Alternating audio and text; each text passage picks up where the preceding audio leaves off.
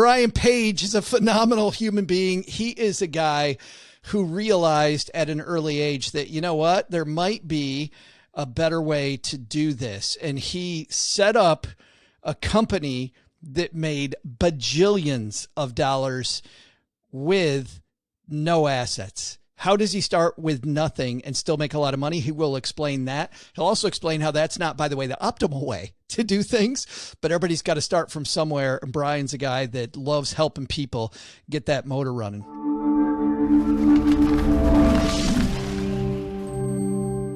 I'm super excited he's here. Mr. Brian Page, how are you, man? I'm phenomenal. How are you? Well, I am great. And I have to tell you, I loved reading through your book. I had so much fun. Thank you. Thank you. And you're singing off of our song sheet, which is stop working harder, work smarter. But I want to dive into that in a second. The thing that hit me, because I always try to start with page 1, Brian, and I read your introduction, and your introduction is to your dad. And it says something like, I'm no Tolkien, but I have a book and this is for you. But can you tell us the story about your dad? Because this is a really personal journey that you're on. Yeah, thanks for asking. I read an enormous number of books. I got a library here of all my favorite business books. And a lot of times they go right into like the practical and the how-to, and they don't really hook you with a good story. So I thought, you know what? I want to tell a story that's really, really personal to me. And I opened the book with the story of my dad. He passed away last year from cancer. And I didn't know this till after he passed away. I had a conversation with my mother, and she said that he admitted to her that he felt like he never got to do the things he wanted to do in his life, which was a huge shock to me because I didn't know that about my dad. And he basically spent many of his years doing a job that he hated to make ends meet, and felt like he missed out on what he really wanted to do with his life. And so the book and the theme behind the book is all about that. It's about like reclaiming your time, reclaiming your life, getting serious about what your life is all about, and finding a source of income that isn't you. That it doesn't involve your time. Well, and just, Brian, to juxtapose you and your dad, and I was so sorry to read about your dad, and it's so difficult, but the lessons obviously here are huge. Your dad spent time as a pastor at first, which seems to be, I mean, a great calling of his. But it seemed like that didn't, nobody goes into being a pastor to make money, so maybe Joel Osteen, but I can't think, I can't, very few. I can't think of anybody making a huge amount of money as a pastor. And then he worked in a call center. But just to juxtapose you and him, you were able to, because you did things much differently, to help him during the last couple of years of his life. Yeah. So I, at a certain point, my wife and I were in a position where we were able to retire him and my mother, and just bought him the house that he wanted, and put him in this beautiful little town in upstate South Carolina where he had a lake and he had a little boat, and he would go out on his boat every day with his dogs. And he got to retire because I said, you're going to quit that job that you hate so much at the call center. He was working for a cable company, but it was only a year that he was living there before he passed away. So he really didn't get to enjoy his retirement. His health was declining. And he was influential in my life in every single way, except financially. He never had it together, and we were always struggling, and we grew up very, very poor. I mean, when I talk about poor, I mean like we were homeless for a couple different times throughout my life, where we were living with other people or had to get handouts for groceries in order to eat, during the week and stuff. So we were very, very, very poor. And I think that started me down that path of like, I will definitely never be poor. And I was always looking for a way to do that and to build wealth. And that was where I kind of got introduced to this whole concept of assets, which kind of started with Robert Kiyosaki and Rich Dad Poor Dad and all that stuff. But then I found out there's way more to it than just buying assets, and that's kind of where the jumping off point of where this book begins. For you, absolutely. Well, and just to juxtapose, I'm sure there's a lot of people that are hear this story about your dad, and clearly at the beginning of the book, as I read it, your dad, hard worker. I mean, super hard worker, great at what he did. So people are thinking to themselves, Brian, you must have worked your ass off, right? That you worked very hard. And don't get me wrong, I'm sure that you did, but you worked in a completely different way. And you say this at the beginning of your book. You say that less is the solution. Not more, but less is the solution. Explain what you mean by that. Okay, so what I mean by that is, I call myself a passive-preneur. Okay, it's very different than being an entrepreneur. I spent most of my life being an entrepreneur, successfully and unsuccessfully. But being a passive-preneur is completely different, because what you're doing is you're putting your time and effort, and it does take time and effort, into things that have the potential to make you exponential money. They have exponential growth as far as income, but they're also exponentially less time involved. So in other words, things that you can scale up in income and down in time involvement. And if they don't have both of those things, it's not a passive income vehicle. You're not a passive-preneur. So the problem with a lot of entrepreneurs nowadays, and I lived here for many, many years, is that they're spending 80 hours a week to avoid working 40 hours a week on a job for somebody else. And the problem with that is they really just have a glorified side hustle. And we're in a hustle culture. Everybody says you got to hustle, work harder. Gary V says hustle your face off. But the problem with that is it's all tied to you and your own efforts. So I would rather spend my time working on getting sources of income that involve me less and less and less over time, or sometimes no time at all, in the example of buying assets. So there's many different ways to do this. I kind of delve into that in the book. Yeah, sure. And you asked a question early on that I want you to also explain. It's called the Powerball question. What's the Powerball question? Oh, yeah. The Powerball question. Okay, so the Powerball question is, if you woke up tomorrow having won the Powerball, I don't even know where it stands today. It's hundreds of millions of dollars. I don't play the lottery myself, but let's say you woke up tomorrow and you'd won $300 million.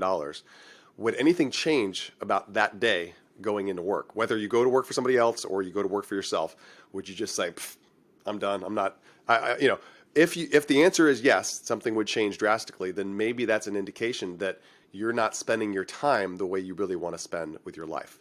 And so the thing is, you don't have to win the Powerball to be able to do that. You need to find a source of income that can replace whatever you're currently doing in order to reclaim all your time. And once you reclaim your time, you reclaim, your most valuable asset. The most precious resource we all have is our time. And I think a lot of people are stuck in this mentality or this idea that they're just trying to make money, and they're trying to make more money and more money. And it's always this trap of more, and it's always involving them. So they work harder than they did previous year. They work longer than they did the previous year.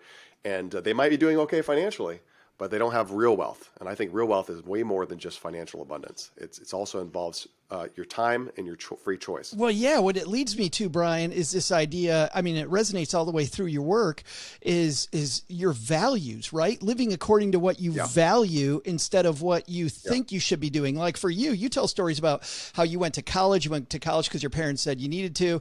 And what the hell was what was your major, by the way?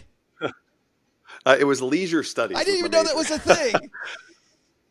Apparently it is. Yeah, it was. I had to pick a major, so I picked the easiest one I could think of, and it kind of, I guess, fits my lifestyle now, leisure studies. But my fellow college co-eds, they wanted to go, be river raft guides in Colorado or go work for some resort somewhere, basically jobs that don't even require a college education. Those are the kind of things they were studying. And I just kind of goofed off and enjoyed my college years. I don't regret it, but it certainly did not contribute in any way to my success today. And so I talk about that. I talk about how I've always kind of tried to think outside of like what I was taught and the way I was supposed to think and all those kind of things. And I think I was on the right track with entrepreneurship, because I never wanted to work for somebody else, even though I have had to a couple times in my life. I've always tried to shy away from that.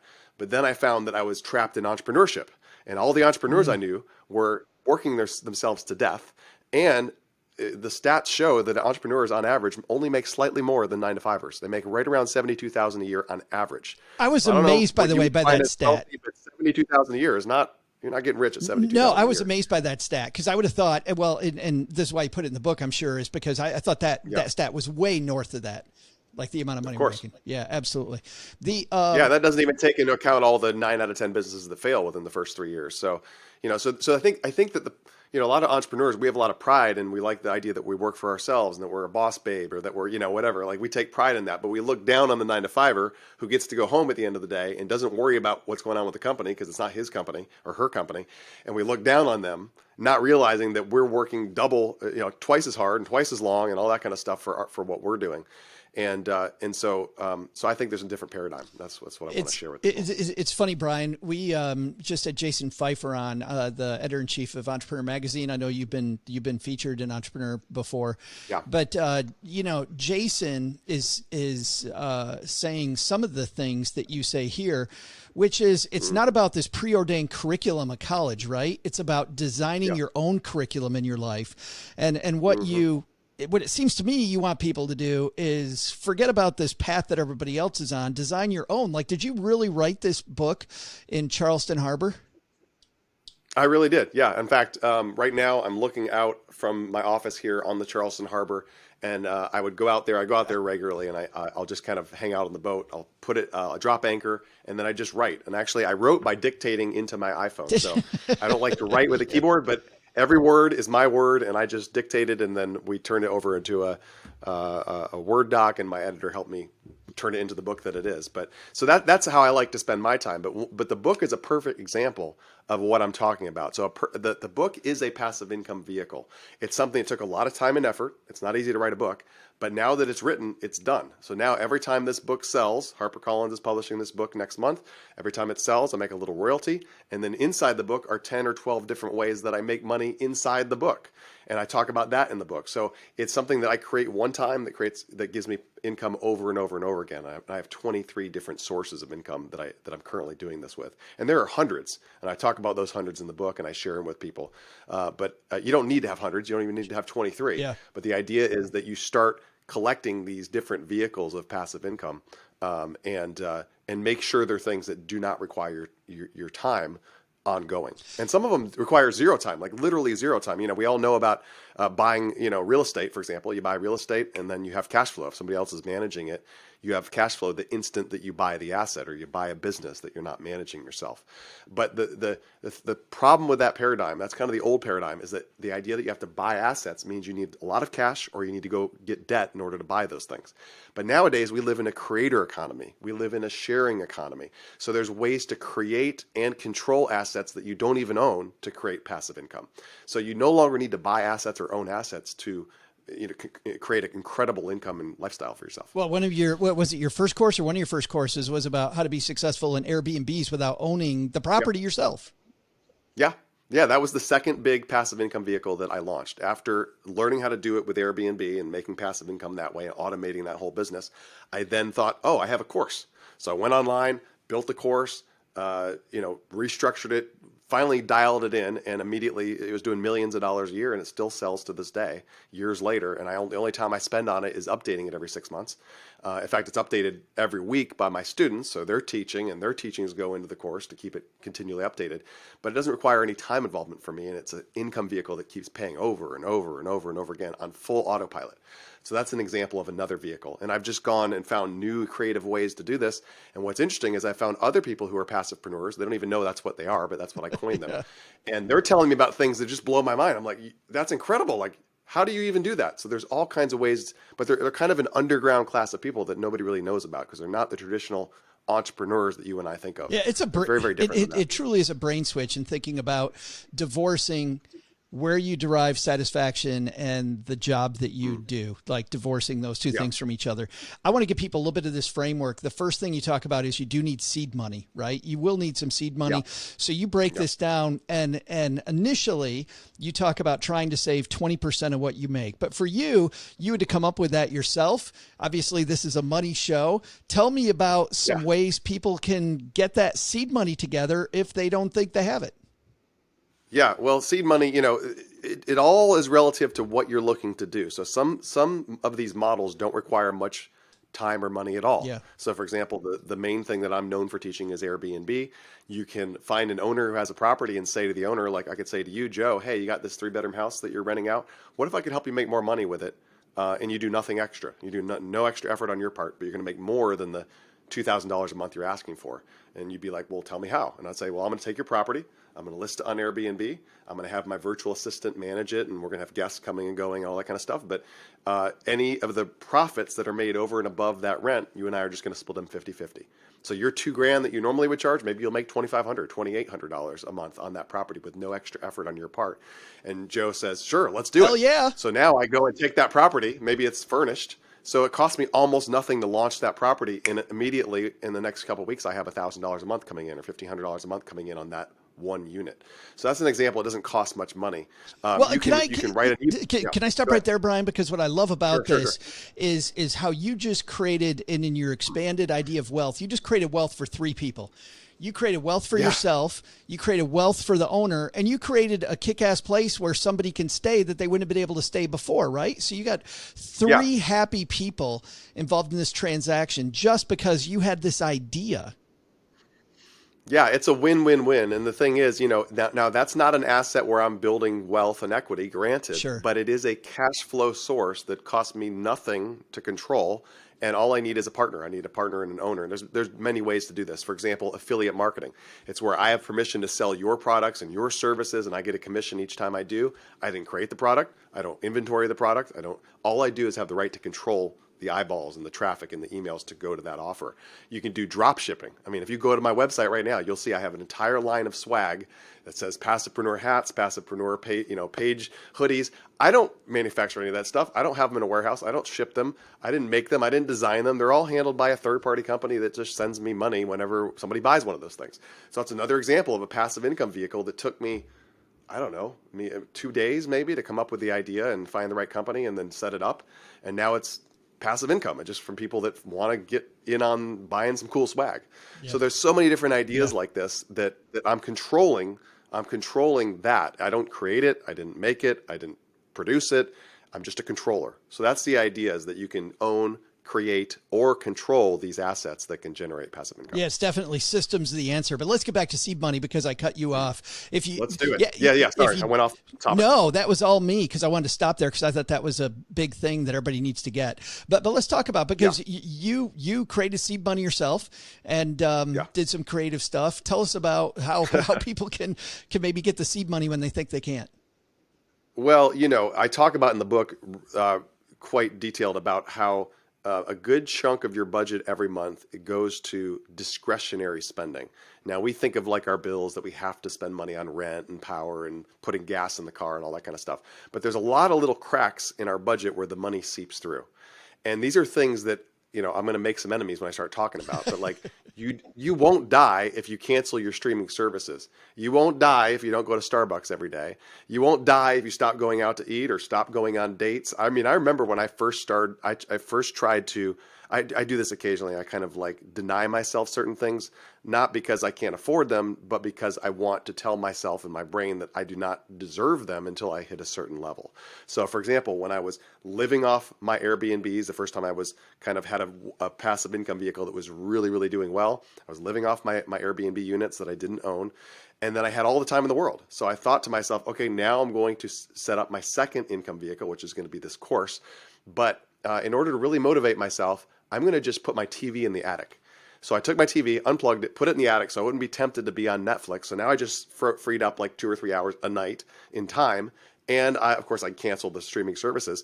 And I basically did that with all the things that I had in my life that were taking my time and money. So I stopped dating. I was single at the time. Stopped dating, stopped going out socially. I was really serious about being successful. And I said, I will not do any of those things until I make $1 million online. And it was highly motivating, right? So that was the way to cut out the fat, not just in my budget, but also my time budget, and to get that back. And I think if most of us are honest, we actually look at how much time we spend on social media, how much time we spend watching streaming services, how much money we spend on random things. We don't need that much money to launch one of these things. We're, a few $100s, a few $1,000s maybe to go do some of these things. It's just a matter of, are you willing to do them? I mean, how bad do you want it? I mean, come on. I had a mentor of mine say one time, Brian, would you be willing to work for 2 or 3 years making nothing full time, 2 or 3 years for the chance of making millions? Nothing, not a single dime for those 2 or 3 years. I said, that's an interesting trade. He said, that's the kind of effort, that's kind of desire, burning desire you have to be successful. And that's kind of commitment you have to have. And so I never forgot that. But I think also, Brian, the dopamine hit you get later on from delayed gratification, when you truly earn that stuff, that chemical reaction in your brain, so much better. When you go back to Starbucks and have your first pumpkin spice latte in 4 years, you're like, damn. And you're reminded every time you deny yourself, you're reminded, because it's like, oh, it's time to relax. No, it's not time to relax and watch TV. It's time to get busy and start working on your new life. Oh, it's time to go, nope, I'm not going to do that because I promised myself I wouldn't do do that till I hit this certain goal. Knowing, so denying oneself is a really, really powerful thing to do. Yeah, knowing that you're creating an asset and it's a finite amount of time versus being on the treadmill. The last thing I really want to talk about today, and there's so much more that we're not going to be able to get to, but I love this idea because my co-host OG and I take Strategic Coach. You may know Dan Sullivan and Strategic Coach. Oh yeah, he's great. But he talks about an idea in Strategic Coach that, frankly, I learned at 50, Brian, that you learned well before that. Now Dan calls it one thing, but you call it follow the leader. And I think if anybody takes something out of today's interview, this is a huge, huge, huge idea. Can you explain what follow the leader is all about? Yeah. So follow the leader is the idea that, there's two ways that you can be great at anything. One is mastery, the path of mastery. And you've probably heard this concept of like, it takes 10,000 hours to be a world-class, celloist or something. You have to spend 10,000 hours to learn a skill to become really great at it. But there's another much shorter path, and it's a shortcut, honestly, in business and in life, and that's just modeling. You don't have to be a master if you can model. And you can model people and get 80, 90% of the results. And that simply means that anything you want to do that has been done before by mankind, we're going to leave out the Elon Musks and people that want to go colonize Mars, but assuming it's been done before, all you got to do is model them as closely as you possibly can. Model what they've done and do it exactly like they do, exactly like they teach, and you can have the same results. And so that's what I did for so many different vehicles that I've talked about here, where people are like, how did you do that? How did you succeed so fast at what you were doing? I said, I just did what they did as closely as I possibly could. And when it didn't work, I tweaked it again to try to do it. And if that didn't work, I try to get a hold of the person or learn from them or read their book or get their course or whatever to learn how to model them. So I never was like a master at anything. I mean, am I the best writer in the world? No, I already said that in the beginning of the book. I'm not Tolkien. But it doesn't matter. I don't have to be the best author in the world, and I don't have to know everything about every little skill set in my business when I can model people that have gone before me. So I think that's the shortcut. A lot of people get caught up in this whole thing of like, I'm going to do this thing, so I need to learn these 20 different skill sets. And that's the wrong mentality. That's the mentality of I'm going to work harder and it's all on me and it's all about what I know and it's not. I mean, you live in a world today where you can access PhDs in India or Pakistan or, in Thailand for $6, $7 an hour. I mean, you can access any expertise that you need, any information that you need at your fingertips. And so you get unfair advantages now in today's marketplace to be able to do these kind of things. Well, and even if you want to go directly to the source, right? And it is an expensive course. You talk a lot about this, about how people will mindlessly spend $100,000 on a college education that gives them a BS degree. Like, I love this is your phrase, by the way. You have a BS degree. Like, no, my degree was BS. But they won't spend $5,000 with somebody that is it's a master at something like that shortcut. $5,000 on something that will make you $100,000 versus $100,000 spent on something that may or may not make you money. It doesn't make sense. Totally. To me. I have a goal in my life. I have a giving goal, how much I want to give every year. I've got a goal for how much I want to save and invest, of course. But then I also have a goal for education.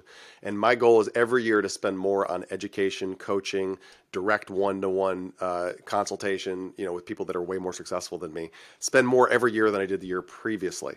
And what I found is that my net worth and my income increases every year because I'm continually reinvesting into those things.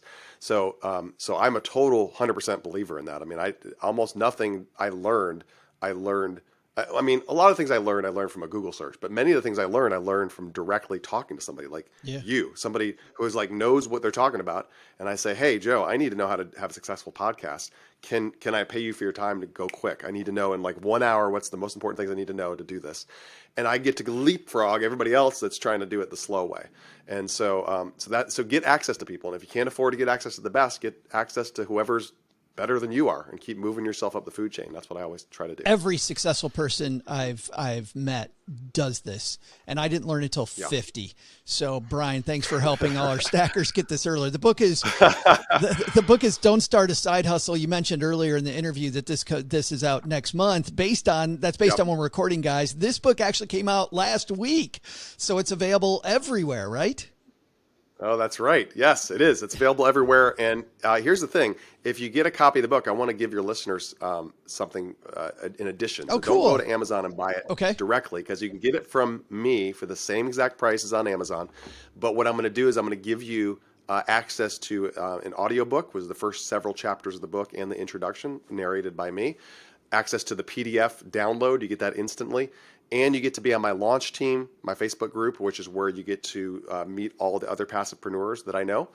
And on top of that, you get a workshop it's called the passive-preneur workshop, where I go through and I teach some of these concepts in depth. And all those bonuses are completely free just for buying one hardcover copy of the book. So if you want to do that, you just go to brian.page/book, brian.page/book, and you can get all those bonuses instantly for buying it through me. Awesome. And you know what, guys, if you're walking the dog or you're on your commute, we've got you covered. Or you're out on your boat in Charleston Harbor, we got you covered. Yes. We'll have the link in our show notes page at stackingbenjamins.com. Brian, I went to school in Charleston. I went to the Citadel, and I just freaking love where you live. Just no better place to be than out there in Charleston Harbor. That's where my wife graduated. She went there. Oh, heaven. Well, Citadel wasn't heaven.